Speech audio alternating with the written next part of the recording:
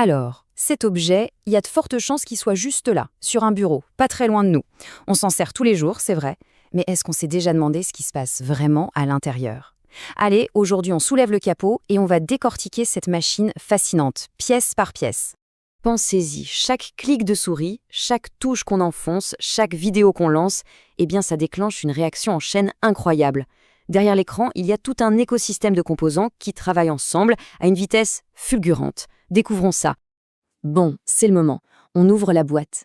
Et là, à l'intérieur, on voit cet enchevêtrement de circuits, de câbles, de composants. On va explorer ensemble ces pièces maîtresses pour comprendre comment elles donnent vie à nos ordinateurs. C'est parti pour la visite?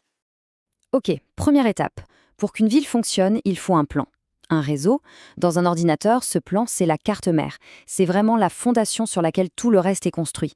On peut dire que c'est le centre névralgique de toute la machine. Regardez-moi la complexité de cette plaque. C'est un véritable réseau routier, ou si on préfère, le système nerveux de l'ordinateur. Chaque petit circuit, là, c'est une autoroute pour l'information. C'est ce qui permet à tous les composants de communiquer entre eux. Sans elle, c'est simple, c'est l'embouteillage général et rien ne fonctionne. En gros, c'est elle qui fait que tout tient ensemble. Elle fournit l'infrastructure pour le processeur, la mémoire, le stockage et tous les connecteurs qu'on voit. C'est elle qui donne le tempo, la véritable chef d'orchestre de toute cette symphonie électronique. Bon, si la carte mère, c'est le squelette, il est temps de s'attaquer aux organes vitaux. On va maintenant rencontrer le cerveau et sa mémoire à court terme. Et voilà la star, le cerveau de toute l'opération, le microprocesseur, ou CPU pour les intimes. D'un côté, on a cette surface métallique, toute simple. Et de l'autre, regardez ça, une véritable forêt de petites broches dorées. C'est par là que transitent des milliards d'instructions à chaque seconde. Alors, le rôle du CPU, c'est simple en apparence. Il exécute les ordres. Chaque clic, chaque calcul, chaque lettre qu'on tape, c'est une instruction qu'il doit traiter. Et sa vitesse, qu'on mesure en gigahertz, ça détermine à quelle vitesse il fait tout ça. Plus elle est élevée, plus l'ordinateur paraît réactif, tout simplement. Forcément, un cerveau qui travaille aussi dur, il chauffe. Il chauffe même énormément. C'est pour ça qu'il n'est jamais seul. Il est toujours accompagné de son propre système de refroidissement. Ce gros bloc de métal, c'est le dissipateur, et juste au-dessus, son ventilateur. Sans ça, croyez-moi, il surchaufferait en quelques secondes à peine. Mais voilà, un processeur, même le plus rapide du monde, il ne peut rien faire s'il n'a pas d'informations à traiter. C'est là que la mémoire entre en jeu. Et c'est souvent là que ça devient un peu confus. Parce qu'en réalité, il n'y a pas une, mais deux sortes de mémoire bien distinctes. Pour bien comprendre la différence, on va prendre une image. La mémoire vive, la RAM, c'est comme un établi.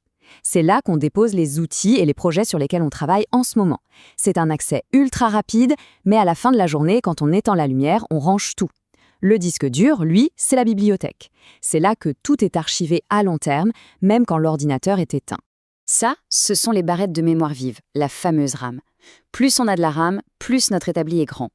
Concrètement, ça veut dire qu'on peut avoir plus de programmes, de fichiers, d'onglets de navigateur ouverts en même temps, sans que la machine se mette à ramer. Et voici la bibliothèque permanente, le disque dur. C'est la mémoire à long terme. C'est ici que vivent nos photos, nos documents, nos jeux et même le système d'exploitation. Tout est conservé ici, en sécurité, bien au chaud. Ok, on a le cerveau, la mémoire et le système nerveux. Mais il nous manque encore quelques éléments essentiels pour que tout ça prenne vie. D'abord, l'énergie pour fonctionner, et puis un moyen de voir et d'entendre ce qui se passe. Alors lui, c'est un peu le héros méconnu de l'histoire, le bloc d'alimentation. Cette simple boîte métallique a un rôle absolument vital. Elle prend le courant de la prise murale et le transforme en courant adapté, avec des tensions très précises pour chaque composant. En fait, c'est la petite centrale électrique privée de notre ordinateur. Du coup, la question se pose. On a des milliards de calculs qui se font chaque seconde dans le processeur, mais concrètement, comment est-ce que ça se transforme en une image qu'on peut voir sur notre écran? La réponse, la voici. C'est ce composant, souvent très puissant, la carte graphique.